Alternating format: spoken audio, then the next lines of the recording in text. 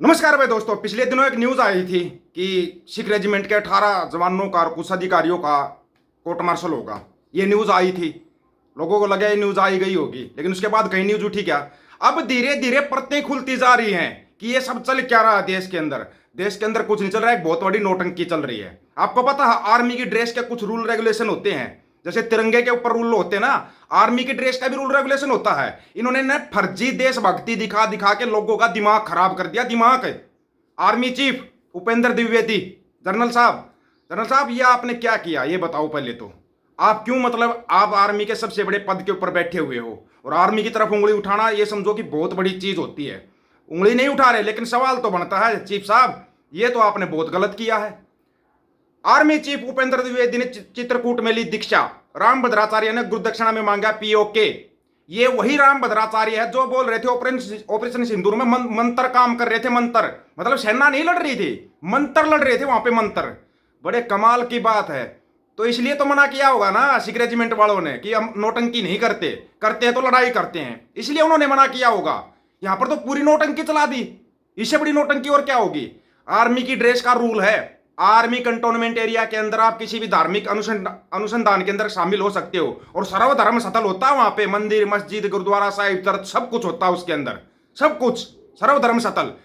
अलग से आप ड्रेस के अंदर कैसे गए, ड्रेस के अंदर एक आर्मी चीफ होते हो आप कैसे गए वहां पे रामभद्राचार्य के सामने। अगर वहां पे गए तो आपको उनसे पूछना चाहिए था कि सेना लड़ रही थी या मंत्र लड़ रहे थे। अगर मंत्र ही लड़ते हैं बॉर्डर के ऊपर तो फिर क्यों सैनिक शहीद करवाए जा रहे हैं, सैनिक शहीद क्यों करवाए जा रहे हैं। उन सैनिकों को लिया वापस और मंत्र फेंकने वालों को बिठा दो वहां पर, बिठाओ वहां पर मंत्र फेंकने वालों को। क्या बोला एयर चीफ मार्शल साहब ने, कर दिया ना सवाल खड़ा। कमाल हो गया तुम्हारी तो है ना। अभी तो रुको जरा।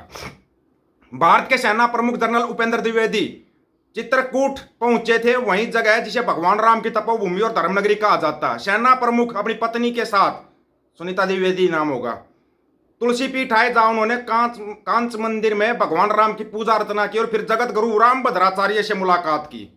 करो भाई मुलाकात, लेकिन कम से कम वर्दी में तो नहीं जाना चाहिए था, कम से कम।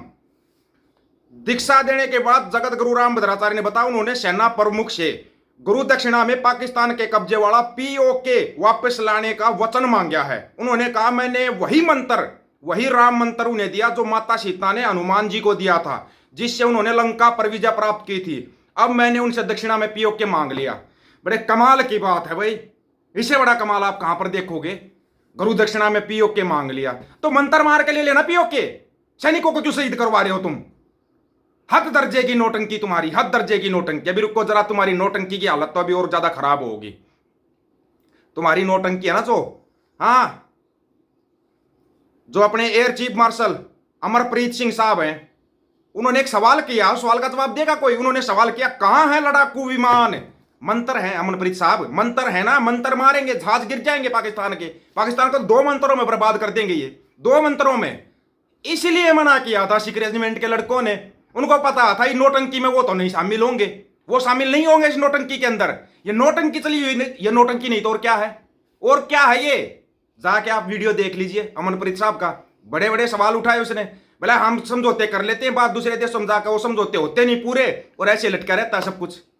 कहाँ है जो राफेल विमान दिए थे उनका असली जो सब कुछ तो उन्होंने अपने पास रख लिया था। बोले खाली खोखो से कभी लड़ा जाता है क्या, खाली खोखो से कभी लड़ा जाता है।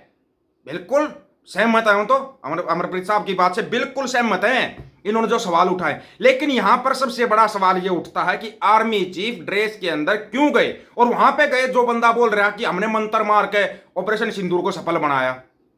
ये सेना की बेइज्जती नहीं है क्या, ये वो जो जवान शहीद हुए हैं उनके इंसल्ट नहीं है क्या, नहीं है उनकी। इसलिए सिखों ने मना किया था, क्योंकि सिख इस टाइप के पाखंड के अंदर नहीं घुसते। लेकिन ये लोग पाखंड में जानबूझकर घुसा रहे हैं।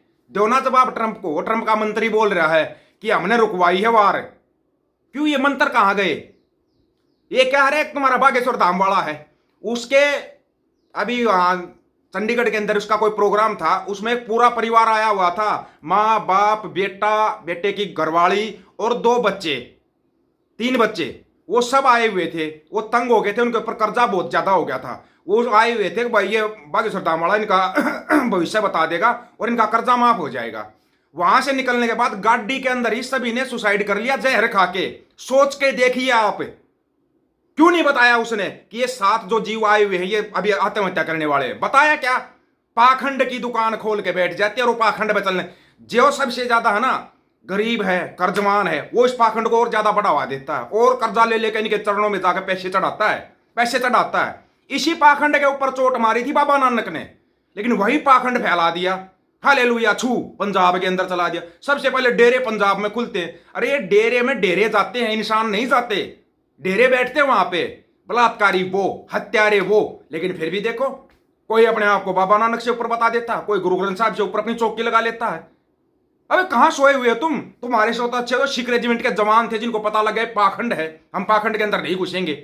जितना गुरु ग्रंथ साहिब से दूर जाओगे उतना ही ज्यादा पाखंड की दलदल में घुसोगे, उतना ही ज्यादा पाखंड की दलदल में। और पाखंड का बनाने का ना एक ढोंग होता है, एक तरीका होता है पाखंड सेट करने का, और वो तरीके से सेट किया जाता है। आर्मी वाले अफसरों से कहलवा दिया, फिल्म वाले से कहलवा देते, क्योंकि ये तुम्हारे हीरो हैं। वो जो फिल्म वाले हैं और जो क्रिकेटर तुम्हारे हीरो हैं, ये तुम्हारे हीरो से बुलवा देते हैं। मैंने ये करो।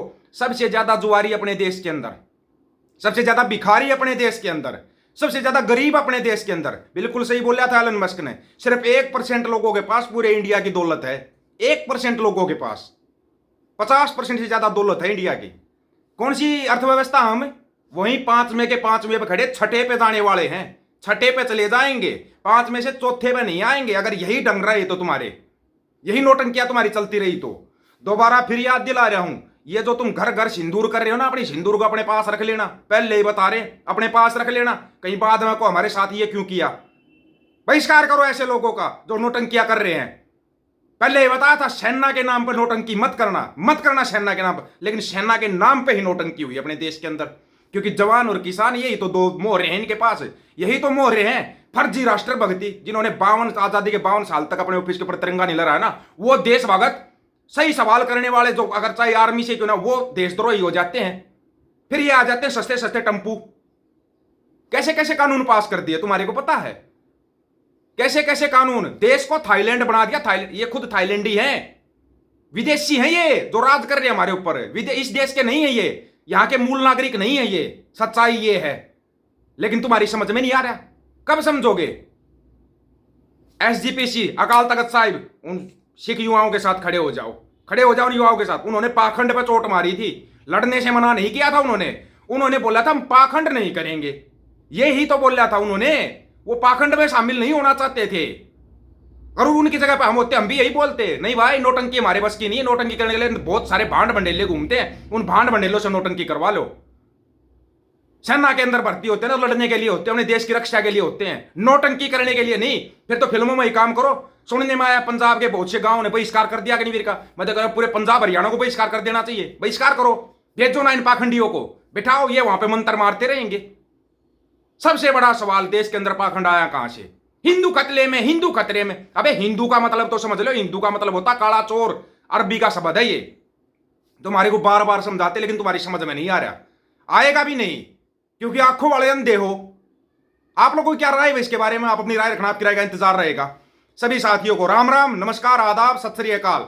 वीडियो को ज्यादा से ज्यादा शेयर, चैनल को सब्सक्राइब और बेल आइकन को जरूर दबाना दोस्तों। ऑफिशियल दीपक फौजी यूट्यूब चैनल, बात हक और सच की करेंगे, हक सच की बात हम करेंगे। वीडियो को शेयर करने की जिम्मेवारी आप लोगों की है। गज के आखो, वाहेगुरु जी का खालसा, वाहेगुरु जी की फतेह।